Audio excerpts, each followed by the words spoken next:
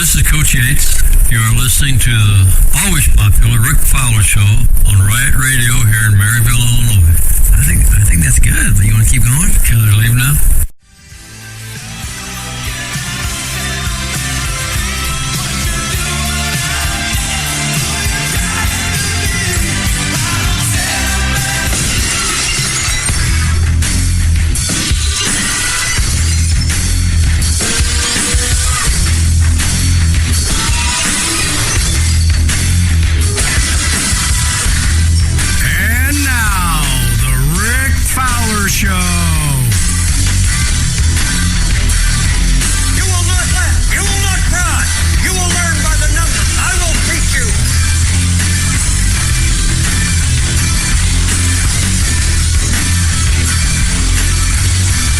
All right, I want to welcome everybody to the Rick Fowler Show. It is Wednesday. This is our 15th edition.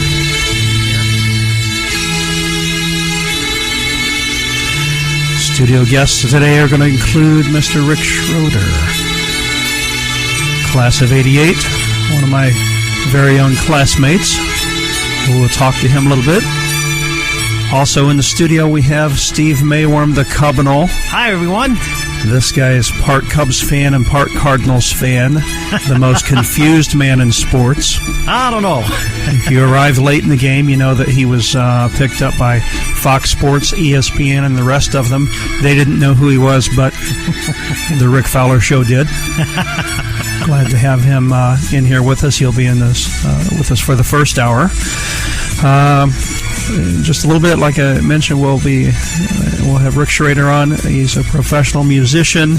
We're going to do some Olympic recap. We'll also later on do the Rush lyric of the day, which is from Distant Early Warning. We'll do In the News. We're going to do a going way back. Today's way back is with Elvis. It is the anniversary of his death was yesterday, I believe 39 years ago, so it's been a while. Steve, how are things today with you? Oh, they're pretty good. Yeah? Yep. Tell me about the Cubs and where they're at. Oh, Cubs are in first place. They split the series with the Cardinals this weekend, winning 2 and losing 2, but they won 2 games yesterday from the Brewers. They had a night-day doubleheader, and they're playing the Brewers again tonight. Cardinals are winning 8-1. They might have won by now. Yeah. In Houston. How many games back are the Cardinals? Yeah, about 12 or 13. There's still time, though, right? Yeah, I don't know about that. Wild card-wise, yeah. Maybe for the wild card, huh? Yep. Yeah, here is a little bit of your news from last week. Some of your airport celebrities that I ran into the other morning about 10 after 5. Marcus Allen came through. He is. I asked him. I said, "What do you do here?" They said, "Are you visiting Aeneas or Marshall Falk?" Believe it or not, he has a place here. He's got a place here, and I guess his kids have relocated. And so, what do? You come and you follow your kids. So he's here about every week, which is kind of cool. And I'm going to tell you, he's everything in person that you would hope these stars would be. He's really friendly, down to earth. So he's a great guy. The other guy who came through, do you remember the name Bobcat Goldthwait? Yeah, I remember. Remember him? Yeah, I do. Yeah, this is a guy. He was on Police Academy. He was big in the 80s. We're going to play just a quick clip of him for those that don't remember him. As strange as ever, folks, please welcome. This is him on the Letterman Show in 1987. Very distinctive voice. You can't miss it.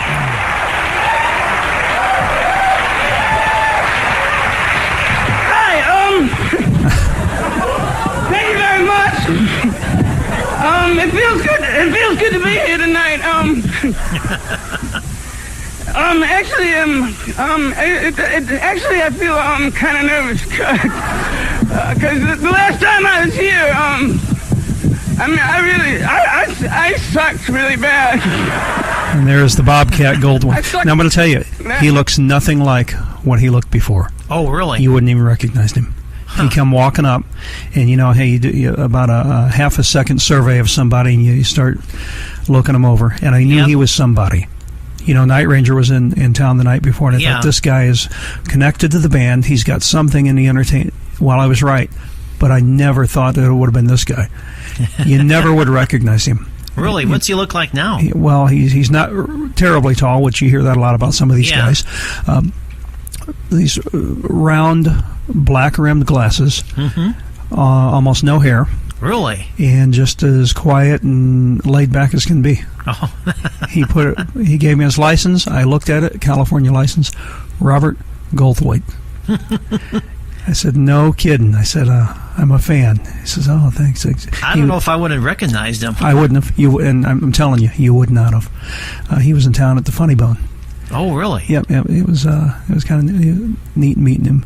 The other guy who came through was, you recognize the name, Jack Blades. Who? Jack Blades? Yeah, you know that name? No, I don't. Pretty famous singer. He sang for the band Night Ranger. Oh, okay. Yeah, come on. I don't know the lead singer's names on there. A guy your age, and when I say that, I put you in my category because we graduated the same year. Yep. You need to know, you should have known that name. Yeah, they were in town. They played at the Party at the Beach, which was in Pontoon Beach. Yeah, okay. On the night I knew they were in before. town because I remember that from your show last week. Right. And I wondered how many of these guys would be coming through. My buddy Steve Freeze had the task of taking some of them to the airport around 5 or 6 a.m. And so I didn't know which ones he would be bringing. As it turns out, Mayor Mike of Pontoon Beach was the guy who delivered Jack Blades to us. So at about 10 after, it's about 5:30. I'm sitting at the X-ray and some bags float by and I look up and there he is. So I grabbed one of these kids and said, hey kid, come over and take this X-ray for me. And so I was able to talk to him for a little bit. This is one of Night Ranger's really good ones. They did not play this Saturday night. I don't know how you don't play Rumors in the Air. It was, I think, off one of probably their first album. But I tell you what, they played everything else and did not disappoint. They were good.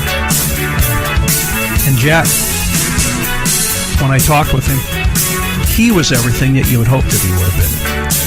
Real laid back, and I asked him, I said, how do you play a show? You get done at 10:30. No doubt it takes you a while to unwind. I said, here you are in the airport at 5:30. He says, well, you get done. He says, for me, he says, I shower, I eat, I just go back to my room, I watch a little TV, and then just kind of unwind and sack out. He said the old days of, the big 80s of partying and the drinking and all that. He says, I realized a long time ago that if I wanted to do this and do it for any length of time, that you just can't do that. So he takes pretty good care of himself. Years are piling up like the rest of us. But, boy, a lot of these bands that still try to hang on, you hear them, you think, yeah, boy, they don't sound very good. They sounded great Saturday night. So it was cool to see Night Ranger in person, and they packed him in pretty good. So without further ado, we are going to. One thing I wanted to touch on here's the Olympics. Just a quick recap, and we've got some more Olympic stuff later, so if that's what you're into, stick around for the Rick Fowler Show. We'll go down to your Olympics. But the medal count, the USA leads with 86 medals, a whopping margin of 35. So they're hitting it out of the park. China's the closest at 51, England 50. Russia lagging behind at 38. Now, did you hear the scandal on Russia, right? Yeah, about the performance-enhancing drugs. Huh? Yep, the PEDs, the performance-enhancing drugs. Yep. They were going to be left out as a country across the board. Yeah. WADA, which is the World Anti-Doping Association, banned them. Well, after some protests, they finally let some of them in, and I don't know. Naturally, the power athletes weren't allowed. The weightlifting, a lot of the sprinters aren't there. Some of the swimmers are, and the swimmers that I think even one that tested positive twice within the last years has made it, and there was some controversy. But Russia's not there, and so we are almost 50 medals ahead of them. So, yeah. So today's show is presented by Epic Realty. Locate them online at epicrealty.biz. Kim Binda will be glad to help you find a house, as her group Epic Realty specializes in people new to the buying process. All right, well, let's get to our first guest here. I want to welcome Mr. Rick Schroeder to the table. Say hello. Hello. You can feel free to pull that a little closer if you will. Hello. Is that better? Yeah, that's good. That's good. Welcome to the Riot Radio studio. It's good to be here. Yeah, thanks for coming in. It's an honor not just to have a U.S. veteran, but a guy I graduated with from high school in the class of 88, like you, Steve. Oh. Yep. Do you still see any of the old gang or people that we bumped into or run around in high school? I run into a lot of people from high school. Yeah? Yeah. Out at the gigs or just in passing? Or Usually more in passing, unfortunately, yeah, than at the gigs. I have a tendency to play on the other side of the river. Isn't that usually how it is? You see somebody at the grocery store and, hey, how you doing? I haven't seen you in years, and you get 5 minutes with them, and that's about it, isn't it? It's sad the way everything splits apart after high school. It seems so important when you're there. Yeah, so tense and oh my God, and then you get out of high school and 5 years later it's like. I always wondered that too. Years after you leave high school, you think, man, where did a couple thousand or however many people just go? Well, thank God for social media. Right. So yeah, that's where I've seen just about everyone I ever knew on social media. Right. I don't see them in person. Well, and kids nowadays, they don't realize how good they've gotten in that respect. In '88, when we graduated, people just disappeared, and you think, man, where did they go? I woke up after a 7-year stint of heavy partying, and I felt like Rick Van Winkle. And I thought, where's everybody at? I feel like I'm 18, and nobody was left around. But nowadays, kids can stay. Even if kids move, social media will allow them to still talk. Most of your 12-year-olds have a phone of some sort they can text. Mm-hmm. Kindle or something like that. Right. Phones, tablets, laptops. Yep, I posted this on our class Facebook page, so if anybody's listening, feel free to call in. You can talk to Rick at 618-223-8054. We're going to get into some of the professional career and some of what you did. And then, Steve, he's also had the pleasure of singing some very big national anthems, which we're going to get to in the second half of our segment with him. Oh, okay. So some big sporting events. It's really, really neat. How old were you when you started singing?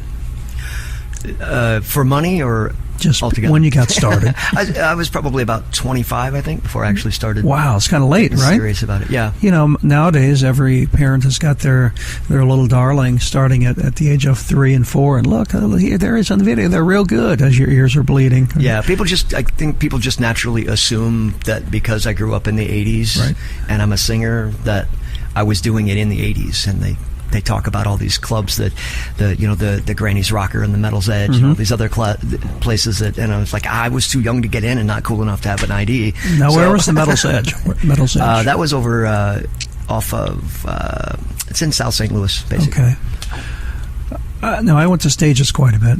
I trained at a gym in Granite where a lot of those guys who ran the place also trained at and lifted, so I was friends with a number of them that I was able to get in at 17. But so you started late, and most people would think that you started or probably had a garage band in high school, but none of that. No. Well, I went straight from high school to the military and was in the Great White North for 5 years, so I was 23 before I came back to the local area. Right. So you went to the Air Force in 88, right after graduation? Correct. Where was basic training? Lackland Air Force Base, Texas. Okay. Which is pretty much, I think, almost everybody in the Air Force. It's not like some of the other branches where they tell you you're going to go to basic training here or there. I think pretty much everybody goes to Lackland. Wow. And so you did the basic at Lackland, and from Lackland, where did you go to? I went to Rantoul, Illinois, to Chinook Technical Training Center, which actually my daughter lives there now because they shut the base down years ago, and they took all of base housing, and it's now, public rentable housing, and she actually lives in the same housing complex. Almost like the Army Depot is no longer an Army Depot. It's exactly River's Edge and whatever they call it this week. So what was your job, and what did you train to do in the Air Force? I was a missile systems maintenance specialist. Wow. For air-launched cruise missiles, or air-launched missiles, basically, those that are B-52 based. So short-range attack missile, the air-launched cruise missile, the advanced cruise missile, and then, of course, the weapons release equipment on the airplane, all the underwing pylons and the control panels, and basically everything that goes into dropping bombs off of a B-52. Really? And so in 89 or 90, when the Soviet Union kind of fell apart and the Cold War was over and it was all over, did you guys breathe a little sigh of relief? Yeah, we all got fired. Yeah. Well, we don't need you guys anymore. We won the war. Okay, you guys can all go home now. Right, Thanks. Right. But, naturally there wasn't quite as much need for quite the arsenal, but... It is kind of good, because if you're going to have to do something like that, you kind of want to work yourself out of a job. That's the goal. It's right? better than the alternative of having to use your skills in it really going awry or going south fast. So give us some of the places that you were stationed.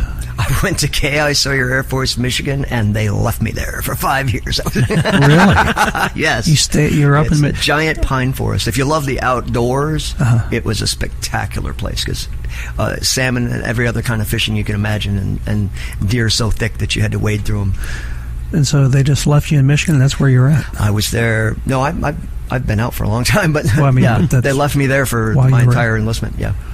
You hear all these stories of guys going overseas and all. Well, it was a very specialized job. Like I said, it was everything that I did was attached to B-52s. So I could only go to bases where they had B-52s, and there were only like 5 or 6 in the world at that point. And so do you look back thinking, man, I missed out, I wish I would have went around the world? Or do you think, it was kind of cool, I was close enough to see family? And I thoroughly enjoyed it. I did. It's one of those weird, I don't know if it's a human nature thing, but one of those weird things where when you're there and you're doing it, it's like, this place is cold and there's 6 feet of snow a year and I hate this and blah, blah, blah. And then you get out and then you're like, man, I miss that. Well, and as a young guy, you probably had a pretty good time.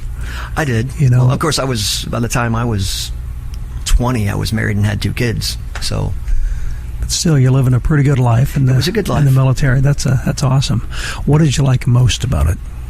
What did I like most about the military? This is probably going to sound weird, but not having to pick out clothes every morning. It's kind of like the kids with the school uniforms. I've seriously considered maybe just buying 12 of the same shirts and 12 pairs of pants. Just wearing the same thing every day. Well, which pair of blue pants am I going to wear today, exactly.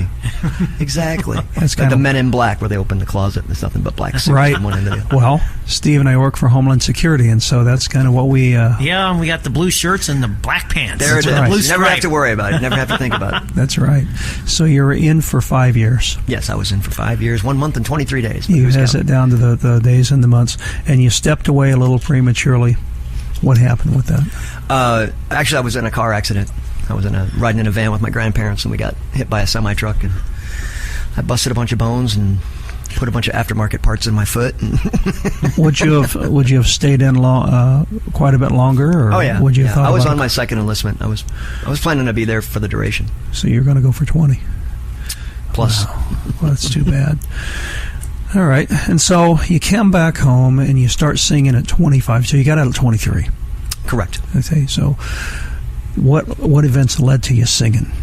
I think drinking, probably. Yeah, it usually takes a whole lot if you've ever been to karaoke. Yeah. Well, that's exactly what happened, actually, is there was a local bar there in Pontoon Beach, and I used to go with a buddy of mine every Wednesday night.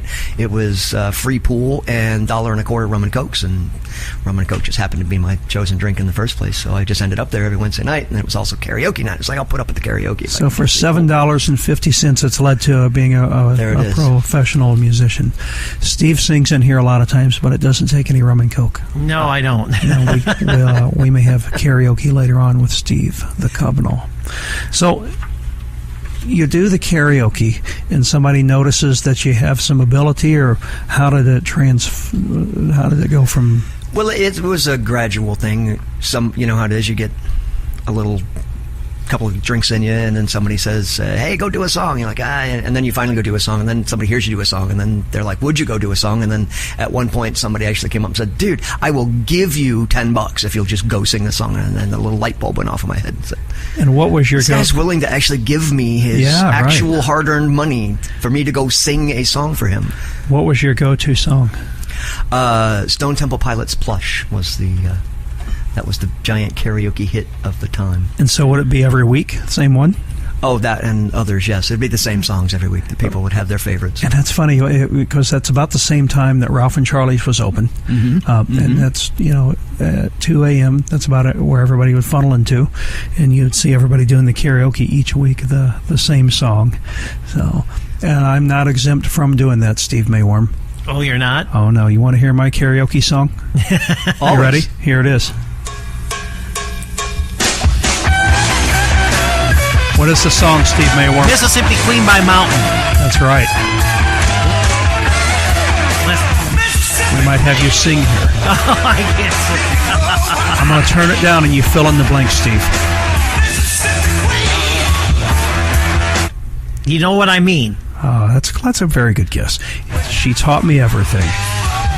Yeah, that karaoke was always fun, and you never knew what you were going to get. Most often they weren't very good, but you were an exception to it, so you had people paying you to get up there. Yeah, that was a good time. And then I figured, well, if I was going to be in the bar and drinking and singing anyway, I could at least leave with more money instead of less for a change. No That'd kidding. be great. And so how did it end up that you started recording, and did a band find you?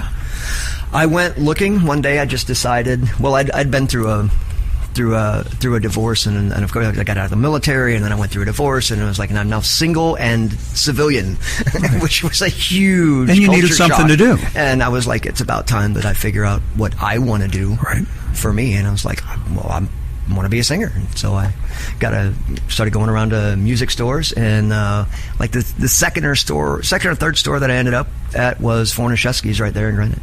Right. And I went in there, and Keith Nemeth, I don't know if you know Keith. I don't. But we went to school with him too. Oh. He was in there, and I was like, do you guys have like a bulletin board or something? Because I want to be a singer. I'm looking for a band. Do you know of anybody? And he was like, well, us. And I was like, oh, okay. And so you asked, well, what kind of band do you have? With Jeremy Johnson. I know you know Jeremy. Yes, I know. Yeah. He was in my very first original band. He was the bass player in my very first project. And so was it a hair metal band, just a rock band, grunge? It was rock. It wasn't hair metal. Mm-hmm.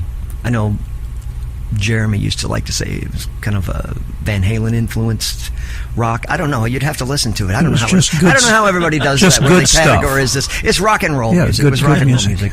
Right. Yeah, a lot of screaming, a lot of loud guitars, that kind of stuff. And so where was your very first gig? Yours. Oh my God! Outside of the karaoke, when you actually were part of a band. No, you remember that? This very first gig. I don't remember. I honestly don't. I mean, I know we played local bar, or like Kennedy's, Second Street Company over on the Landing when it was still there. Oh, I remember back in the day. Right.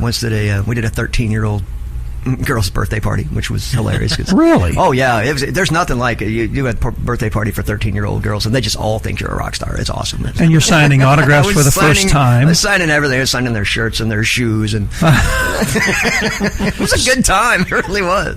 How about you, Steve? You ever have to sign any autographs? I did sign one I guess back in June. I was getting my oil changed, and the guy recognized me. He said, "Can you sign this for me?" Oh my God, the Covenant. You did your first autograph in June. Yeah, that's the only one. That's hilarious. Somebody recognized you from TV. Yeah, I guess they did. They had my picture there too. So I feel so inadequate. I've got a sports star and a professional musician here. Unbelievable. So you did a third, and so. When did it really take off that you guys got good and you started? Oh, gee, I don't know. Did I ever get good? When did you say, well, you're doing something right because you're still doing it? I am still doing it, and I've been in quite a few of the bands in this area that people do know the names of. Like Just Mr. Johnny Rocket and the Double Wide Symphony. Mm-hmm. I work with Contagious a lot. I made a list. I didn't print it because we were talking about it the other day, and I was like, it works better when you talk about the bands you've been in. And I sat down, and I was like, holy crap, how many bands have I been in? You know what? It works started better writing when them down. I was like, when it's from memory. I'm at like 18. I was like, right, and I know I'm forgetting some. So. Yeah, it was a good time. Wow. And so one of them, you did some singing with American Greed, right? American Greed, yeah. And the song that we're going to play here for you is Living the Dream, which, and the performance we have here, which is on YouTube, was from 2011. It was at the 21st Annual Music Awards at the Avalon in Hollywood. LA Music Awards, yes. How cool was that? It was cooler than the other side of the pillow.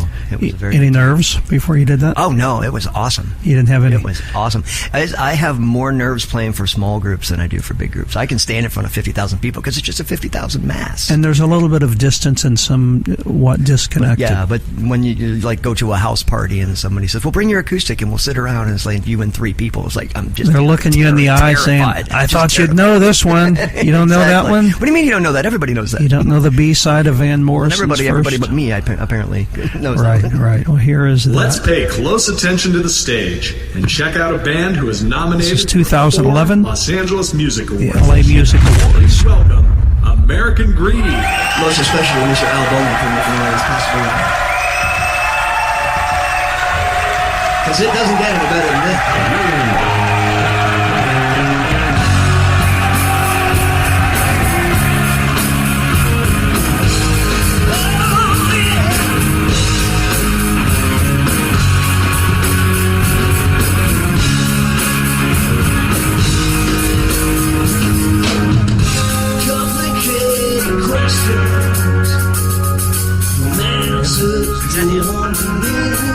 Yes, that's me. That is good.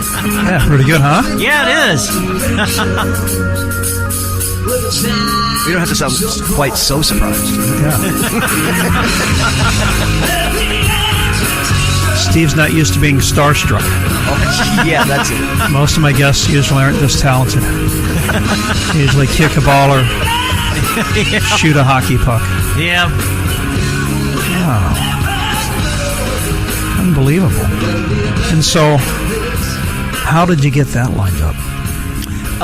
That was a friend of a friend called. I told you I've been working for years and years. I've been doing dates with the band called Contagious, and they knew the guys from American Greed and knew that they were looking for a singer. And he called Rob Fox, called me up one day and said, hey man, would you be interested in this or that? And I was like, well, sure, why not? And I was like, learn 3 songs and go audition. And I learned the 3 songs, and I walked into this warehouse and a tour bus and a Corvette and a band, and they were like. And so here's a question. You hear a lot of these singers that get up in age and the voices wear out.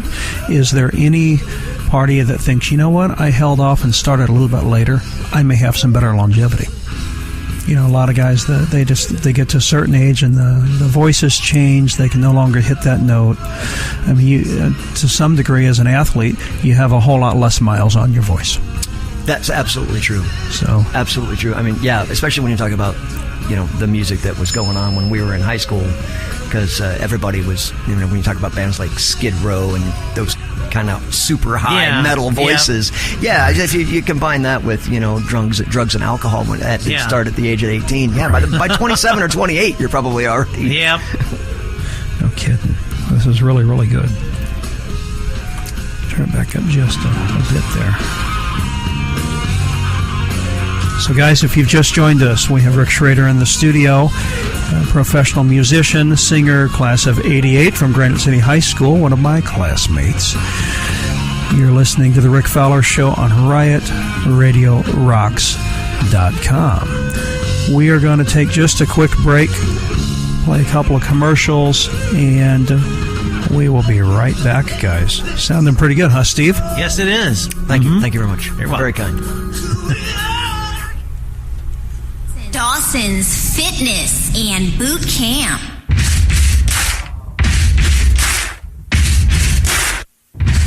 Hey folks, you want to get in shape and lose weight? Look no further than Dawson's Fitness and Boot Camps in Granite City. Dawson's Fitness and Boot Camps run classes 7 days a week, specialize in training ordinary people, but delivering extraordinary results. In fact, they cater to people who aren't elite athletes. Mike Dawson has created what could best be called a gigantic support group for those wanting to not only get in shape, but to stay in shape. Contact Mike Dawson at 618-806-5311 or on Facebook at Dawson's Fitness and Boot Camps. Once again, contact Mike Dawson at 618-806-5311 or on Facebook at Dawson's Fitness and Boot Camps. Sing it. We will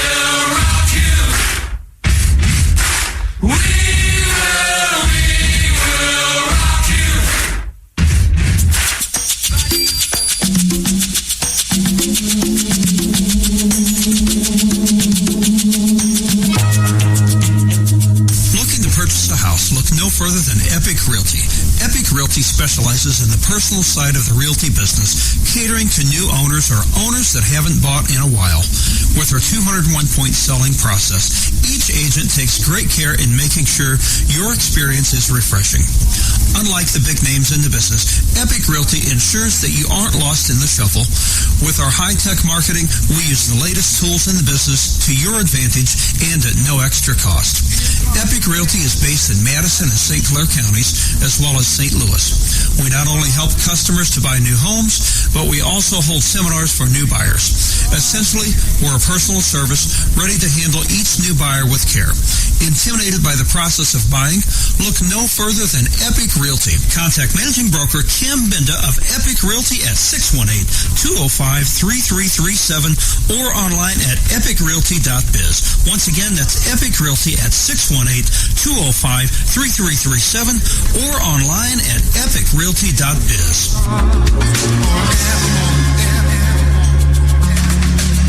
Gonna be some sweet love coming down the night.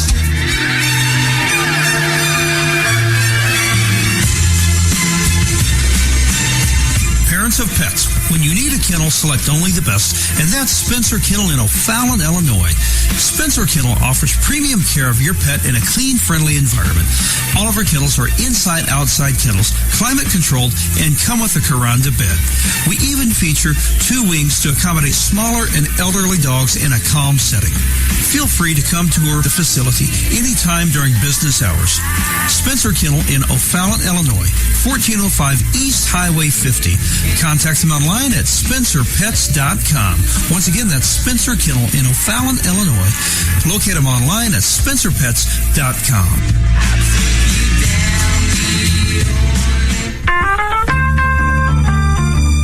Hey guys, if you just joined us, we have Rick Schroeder in the studio today, professional musician.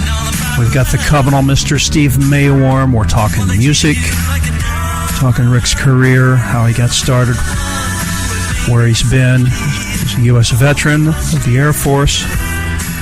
It's amazing how fast 30 minutes go, isn't it? It is. You blink your eye and it's gone. That's why we have to run a tight ship here. Today's show is presented by Epic Realty. Locate them online at epicrealty.biz. Kim Binda will be glad to put you in a house. Their group, they specialize in new people or those that have not done it in quite a long time. So you've sang the National Anthem at some pretty big events, is that right? Yes. How did that come about? I would have to probably say Kimmy B is exactly how that came about. Yeah, she just decided. She basically did all the legwork. She works with the nonprofit called the Red, White, and Blue Tour that she started, basically. Well, let me stop you there. We have a caller on the line. Let me turn them up. Caller, go ahead. You're on the line. Hey, how you doing, Rick? Well, that would be her. This is Kimmy B. Welcome. Hey, how's it going? Good. Tell us about this Red, White, and Blue Foundation and how you got it started and all of that. Okay, first of all, let me say, hey, I heard you mention Night Ranger. All I want to say is you can definitely still rock in America. Absolutely. That was amazing. Brad Gillis. And then Terry Kelly from Alice Cooper and Brad Gillis from Ozzy Osbourne. It was great. It was just great. And they played some of the old ones from there. Oh, my God. It was so good. Crazy Train and School's Out for Summer, of course. And then, of course, all the Night Ranger. But it was amazing. Yeah. I would like to get them in our project. Let me say that. Yeah. And I'm going to start knocking on those doors next. But anyways, I'm Kimmy B. I am the co-founder and executive director of the Red, White, and Blue Tour for housing homeless veterans through the power of music. And so how did it get started? Well, Rick and I, we come with a story. Don't we, Rick? It's a long story. It's a good one. I have booked bands for quite some time. I've been in the music industry, and I had one of my clients come to me for a National Anthem singer. Well, turns out I knew a guy, and so I contacted Rick, and we got some promos going. And next thing you know, we basically broke all 4 sports within just a few months, and then NASCAR soon after. Yeah. NHL, NBA, Major League Baseball, football, baseball, basketball, hockey, and NASCAR. Done it all. The big 5. Right. So do you remember? It's been a pretty amazing journey. Yeah. We had decided once we got going that we needed to raise awareness for something, stating, what Rick represents as a veteran and what he believes in and what I believe in. And so we started raising awareness for disabled veterans. We soon found out that we could turn it into action. So that's when it became Housing Homeless Veterans. And that's what we do. Right on. And, it's such a touchy topic. We hear so much aid goes out of the country, which, when you have veterans who are living in the street, I think is wrong. And it doesn't matter it doesn't matter what political colors you're wearing or who you follow. It's just... I better stop myself. I'm going to say some bad words here. Well, Rick, and we all have those words to say. Sure. But speaking from experience, I have gone down in these camps and lived in them. I left my home, and I went and lived in these camps because I feel like everybody that's on our board of directors and what we're doing, we need to be on the streets, experience it, so we can fight that fight and know how to fight it best. Right. It's a life-changing experience, let me tell you. What was your first one that you sang, Rick? You remember which one? The Rams-Packers. Okay, over at the Edward Jones Dome? At the Dome. Yep. Really? Yep. Was it surreal being out in front of the 60, 70,000 fans? Very, very surreal. That was a perfect word, yes. And I imagine it has a different sound when you're down there and you're singing and there's such an echo and everything going on, doesn't it? Or do you have an earpiece in? I'm not sure I heard it. He says I heard it back on the replay. When I was doing it, I was just doing it. Just breathe, Rick. Just breathe. They were nice enough. They actually put a floor wedge monitor out in front of me, so I didn't really have to worry about not hearing what I was. But yeah, there's a little. I was amazed at how good they were at keeping the echo and the delays from being the big repeating dun dun dun dun.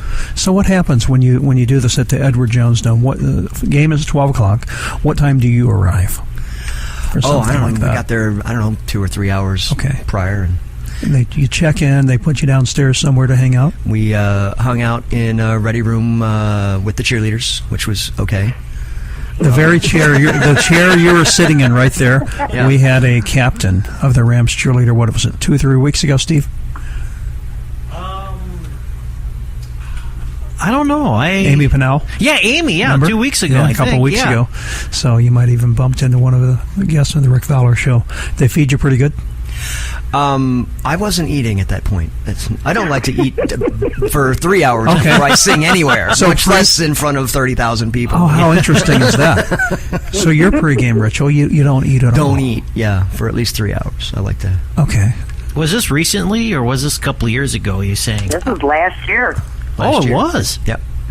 Wasn't it last year, Rick? I believe it was last year. Or the year before?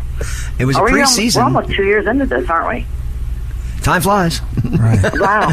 It's 2 years ago. Was it 2 years ago? Yeah, 2 years ago. I guess so, yeah. It is. Pre-game. Rams-Packers. That's one of my questions to somebody who's a performer. It doesn't matter if you're a sports or singer. What do you do to get ready? And so, any butterflies before? Not really. Do you go in a room and start warming up the voice a little bit? Or you just go out? I don't have like a big routine. I know a lot of singers have like a big routine and they do a lot of that and they lip and thing. I just kind of make sure that I keep hydrated and don't get too excited. So you make sure you're not going to drink something to dry out the voice, keep the water flowing. Right. Tea or honey or any of that crap or no? I'm fond of the Arizona green tea with ginseng and honey. Yes. Okay. That's my go-to. Right on. Steve, what's your go-to when you sing? Oh, I don't know. Last time I did karaoke, I was pretty much I had quite a few beers. Oh, he's obliterated here. What's interesting about Steve is if you take his hat away, he can't even talk. What do you mean? Got to be able to. He's a hat tapper. So he's tapped it 79 times just in 30 minutes here. I haven't tapped my hat, I don't think. Oh, you're beating it like a drum. You kidding me?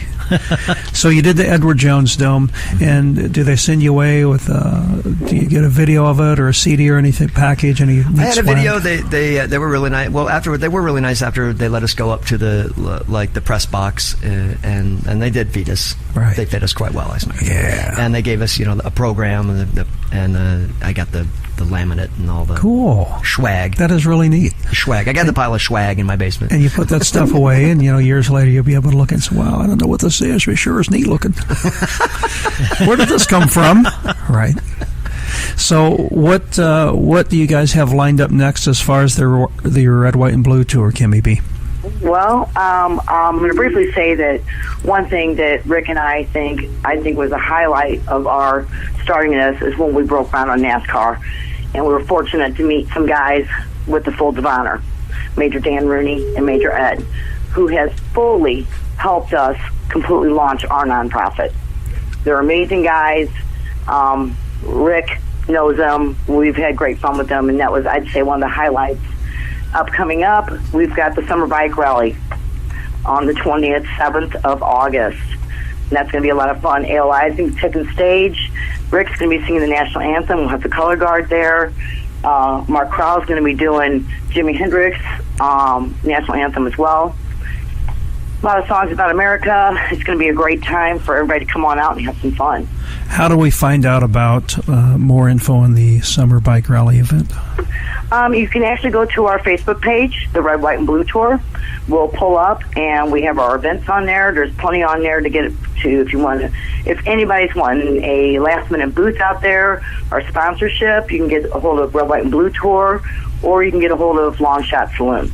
And is Red, White, and Blue Tour easily to find on Facebook? They are. Okay. Just type in search, Red, White, and Blue Tour. It will pop up. Wow.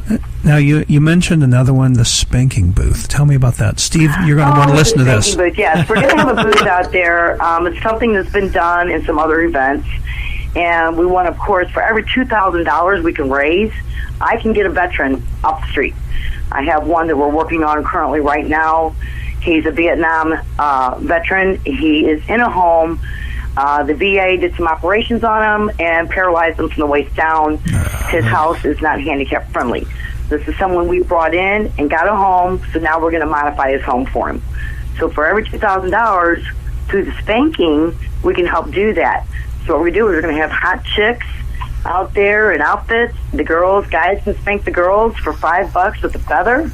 If they want an actual spanking themselves from a hot chick, it's $10, and it all goes to our housing veterans. Let me stop you right there. Steve has just taken the headphones off, and he has ran to the bank. I'm back. Feathers only. I know, right? So that's the stuff we're doing. We're going to have T-shirts for sale. A lot of fun things going on. So we also have the Rat Run coming up, a large car and bike show of large scale for next year, and we're working on a really big concert right now to be announced later. Wow, that's cool. Now, so you've sang the Blues games, right? Mm-hmm. Oh, did a Blues game. Atlanta Motor Speedway, Kentucky Motor Speedway. You were in Kansas City. Was it Kaufman or Arrowhead? Kaufman. Okay, so you did for a baseball game. Yep. Wow. Which one was the biggest thrill for you? You're also up in Chicago. Was it United Stadium? Easily Chicago. Really? Nothing against the Rams or the Royals or anybody in NASCAR, but it was not just. It was a Veterans Day event in Chicago where they had a flag the size of the basketball court, and they had, 30 or 40 active duty military members in their uniforms holding the flag over the whole thing for Veterans Day. It was epic. I know that word's overused, but it was. Well, it was so epic. It was epic, I'm here to say. What would really be cool is if we were able to play that on the show, and guess what, Steve? Yeah, what's that? We've got it right here. Oh, you do? You ready? Uh-huh. We'll play it for you. We now ask that you please rise and remove your hats as we celebrate the 200th anniversary of the Star-Spangled Banner. And remember all those who have served under it. Here's presenting colors are members representing all 5 branches of the military and the U.S. Once again, this is Rick Schroeder singing the Star-Spangled Banner at a Chicago Bulls game up at the United Center.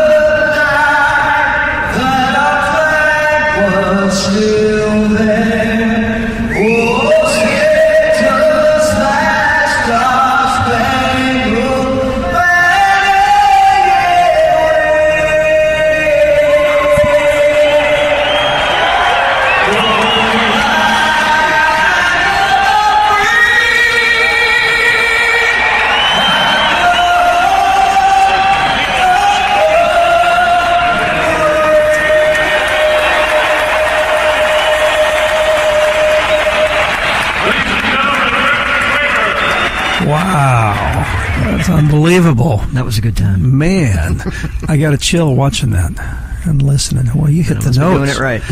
Wow. Every now and then you'll hear somebody singing and they just, the hair stands up on the back of your neck.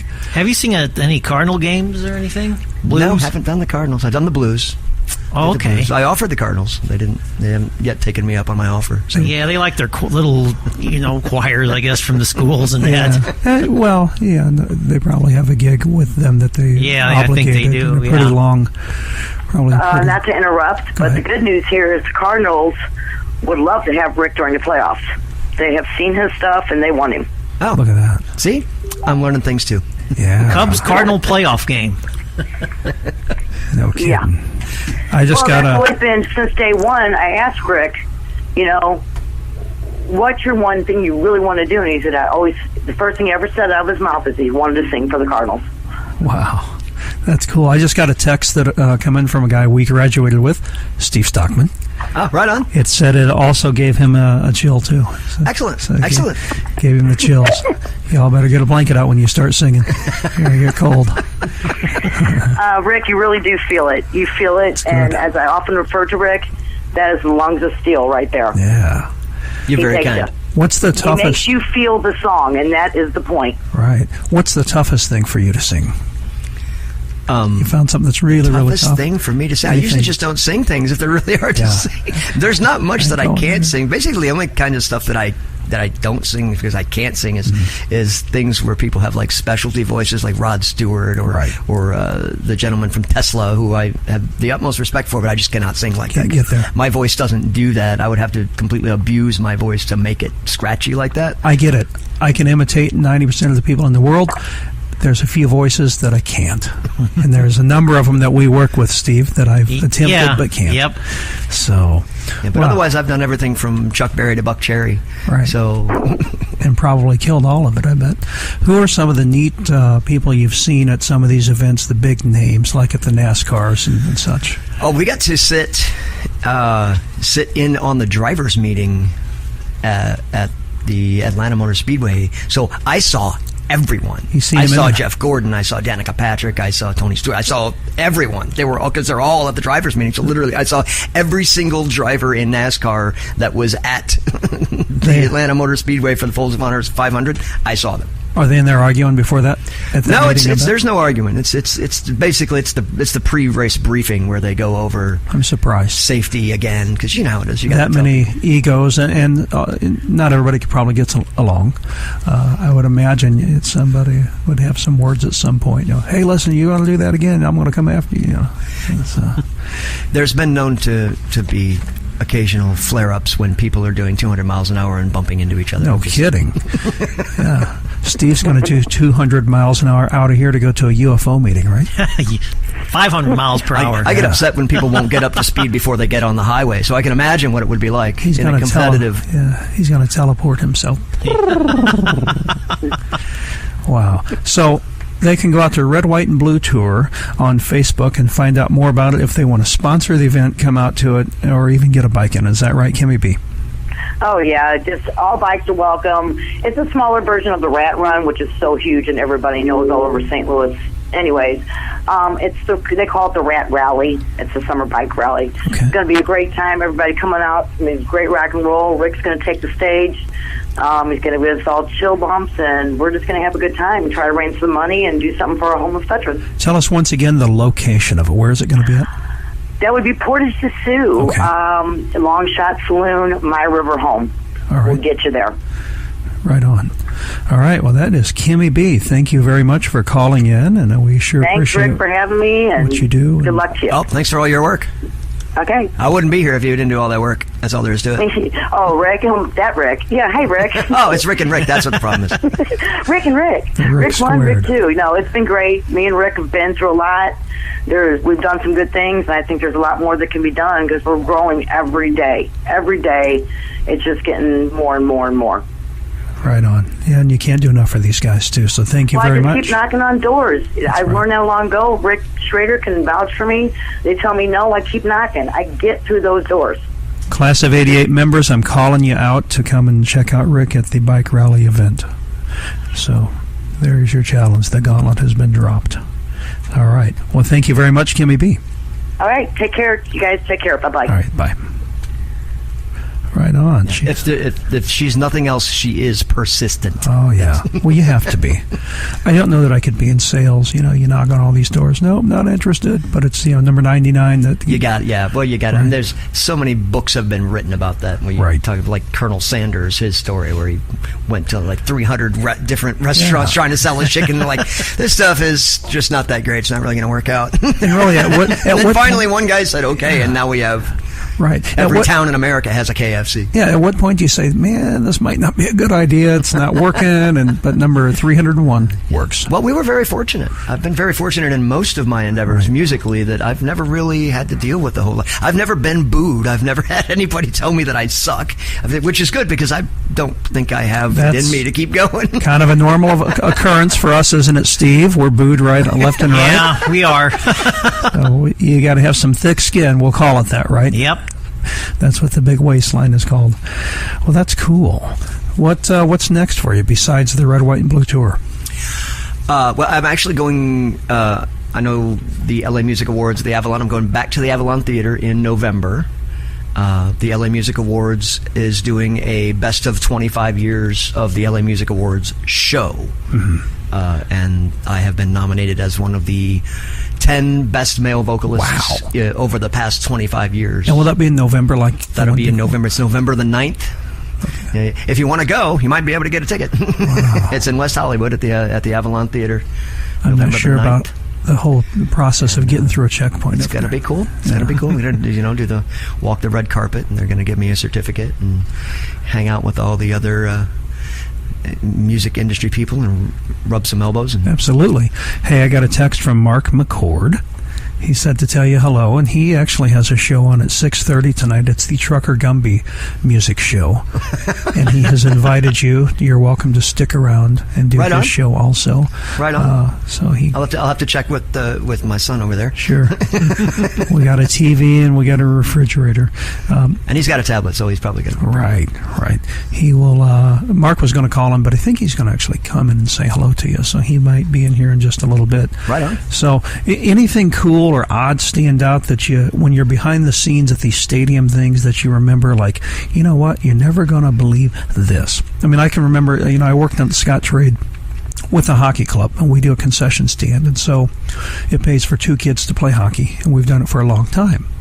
And any given night, I will walk into the building to get my shirt, to put my coat away, and there is Dan Kelly or whoever who does the blues, or I'm shoulder to shoulder with Ryan Reeves. I can remember one time I went down, I had to get some cash. I was the cash guy, and I go down there and I get my cash, and I come back, and there is 6 or 7 of the blues kicking the soccer ball, warming up, and now I've got the shorts and the socks on up to the knees and just having a good time, and the ball bounces over, and here comes TJ Oshie, hat backwards, just having a fun time warming up. Hey guys, how you doing?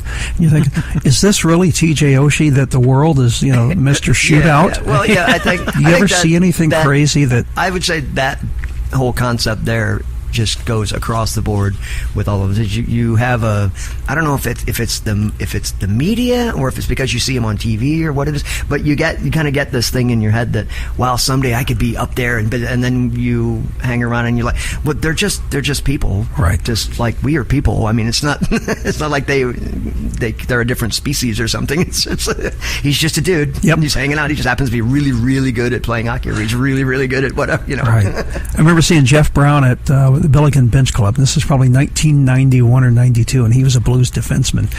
And one of my buddies recognizes him. He says, "Man, you're Jeff Brown." He says, "Don't worry, we're not going to blow your cover." And we're kind of in the corner. And he was cool. He sat with us most of the night and drank beer. And he says, "Hey, let me give you guys some advice." And we're like, "Man, this is going to be good. What's he got for us?" And he says, "When you got your can of beer like this, turn the tab 90 degrees." And we're like, "What the 90 degrees? Why?"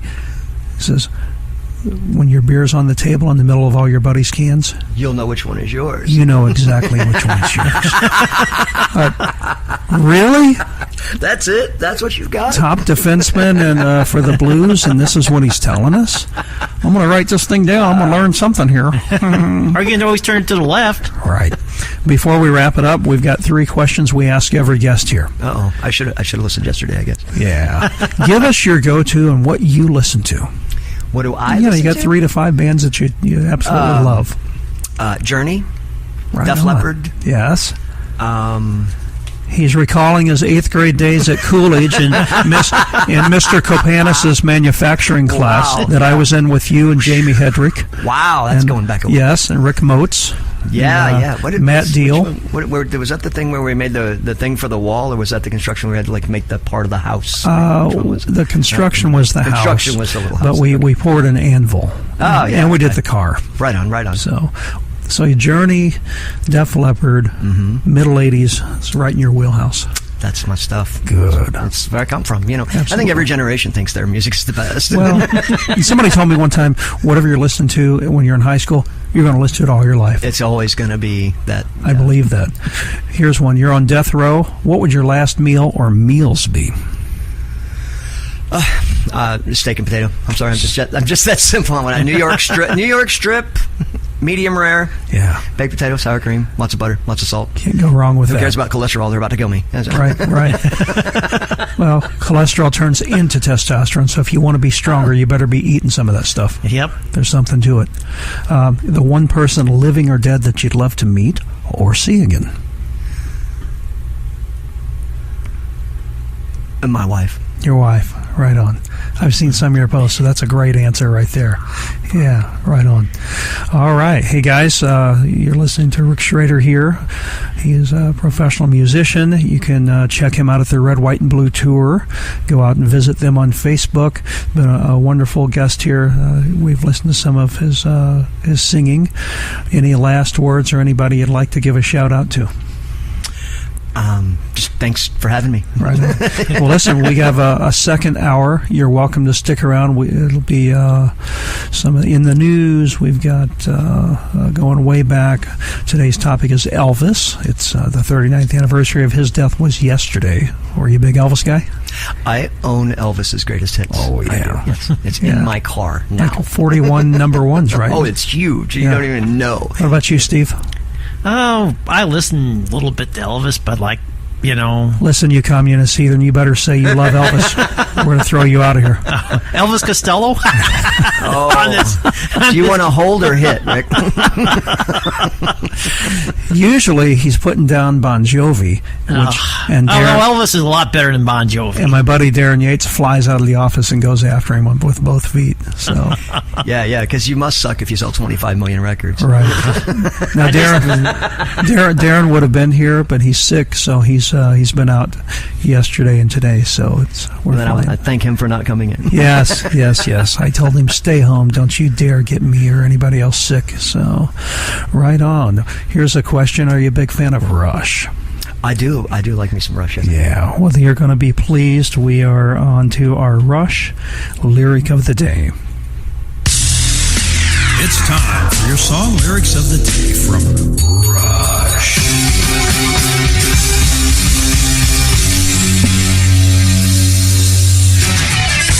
And today's clip is from 1984's album called Grace Under Pressure. It's a popular song that's been included in quite a bit of their compilations, as well as played in most live concerts. I'm hearing a phone. Where is that coming from? Whose phone is ringing?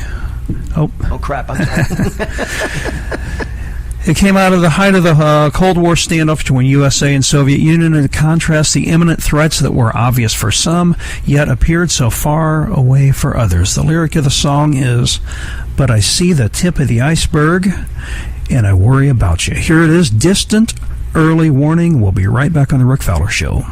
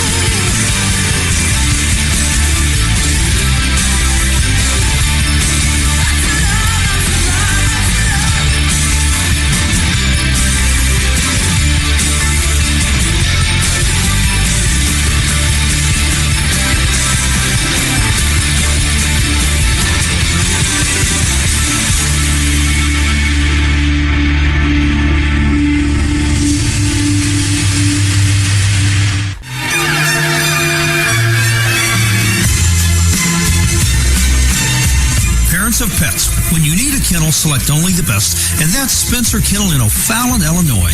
Spencer Kennel offers premium care of your pet in a clean, friendly environment. All of our kennels are inside-outside kennels, climate-controlled, and come with a Kuranda bed. We even feature 2 wings to accommodate smaller and elderly dogs in a calm setting. Feel free to come tour the facility anytime during business hours. Spencer Kennel in O'Fallon, Illinois, 1405 East Highway 50. Contact them online at spencerpets.com. Once again, that's Spencer Kennel in O'Fallon, Illinois. Locate them online at spencerpets.com. And that's a wrap. Do you feel blame? Are you mad? Do you feel like Woods about referendums?